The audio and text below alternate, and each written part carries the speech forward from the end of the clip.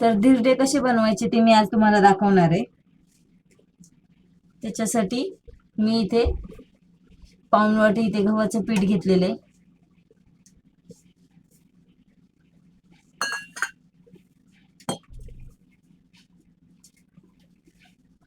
त्याच्यामध्ये मी 1 चमचा बेसनचं पीठ घालतेय। तर हे मिक्स करून घेते मी पीठ व्यवस्थित। हे पीठ आता आपण थोडं थोडं पाणी घालून मिक्स करणार आहे। त्याच्या पूर्ण गुठळ्या फोडून घ्यायच्या आहेत।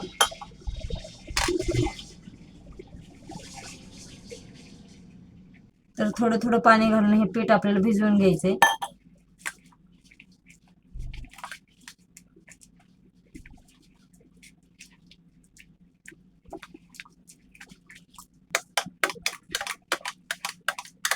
सगळ्या गुठळ्या व्यवस्थित फोडून घ्यायच्या आहेत।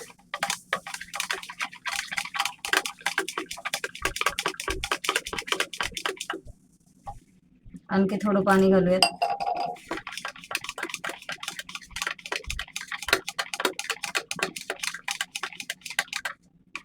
तर हे बघा सगळ्या गुठळ्या व्यवस्थित एकदम फुटलेल्या आहेत। अजिबात गुठळ्या राहिल्या नाहीये त्याच्यामध्ये।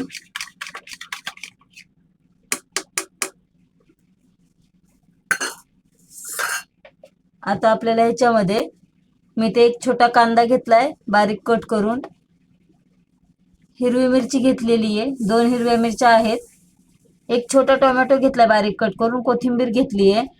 तर मिरच्या तुम्ही तुमच्या अंदाजे घालू शकता, तुम्हाला किती हवे आहेत ते। तर हे मी या पिठामध्ये घालून घेते।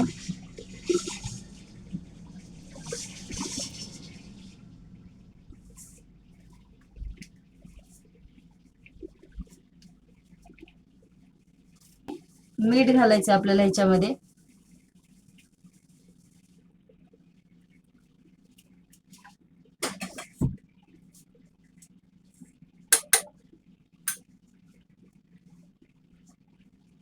थोडीशी हळद घालतीये। हिरव्या मिरचीच्या जागेवर तुम्ही ह्याच्यामध्ये लाल तिखटही वापरू शकता।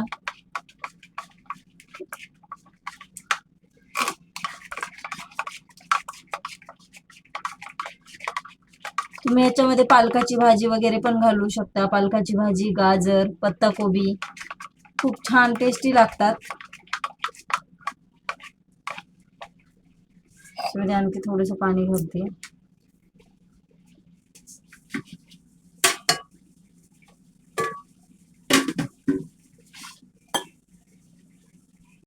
आणखी थोडं पाणी घालते मी ह्याच्यामध्ये।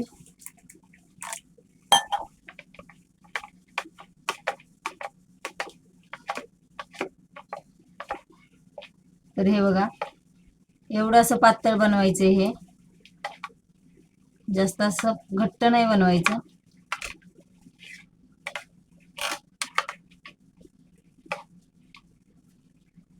तर आता आपण धिरडे बनवून घेऊयात।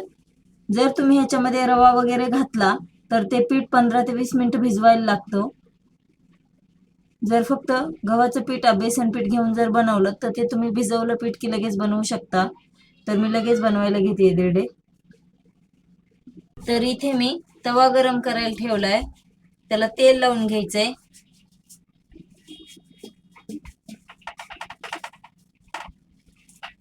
तेल सगळ्या बाजूने व्यवस्थित आपल्याला लावून घ्यायचंय। कधीही धिरडे बनवताना तवा अगदी कडकडीत गरम झालेला हवा, नाहीतर धिरडे आपले तुटतात।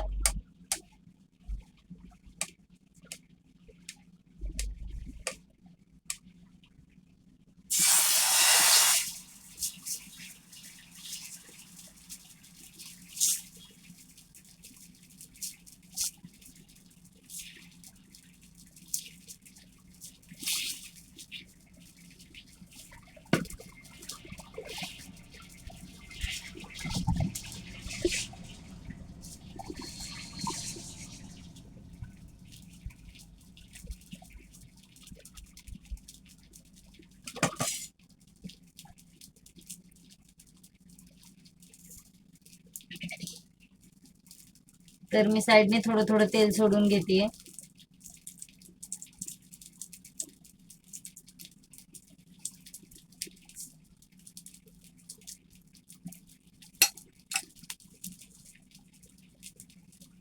तर हे दिरडे वरून पूर्णपणे सुकेपर्यंत आपल्याला त्याला पलटी करायचं नाहीये. तर तुम्ही बघू शकता ह्याला छान जाळी पडायला लागली आहे. तर 1 मिनिटासाठी हे मी झाकून ठेवतेय. तर मिनिटभर झालेलं आहे. मी हे झाकण काढते. आता आपण हे दिरडं पलटून घेऊयात.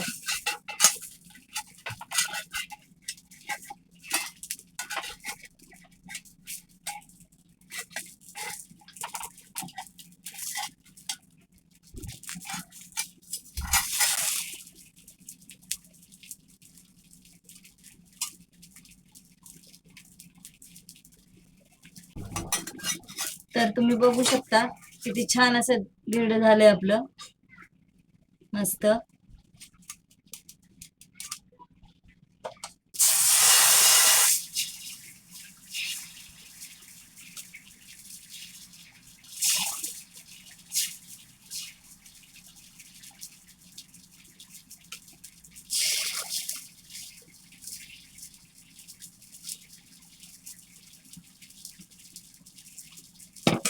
किती छान जाळी सुटायला लागली आहे बघा दिरड्याला.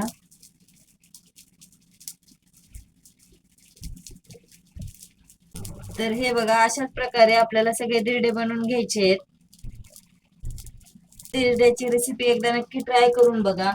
जर आवडली तर लाईक करा, शेअर करा, कमेंट करा व सबस्क्राईब करायला विसरू नका.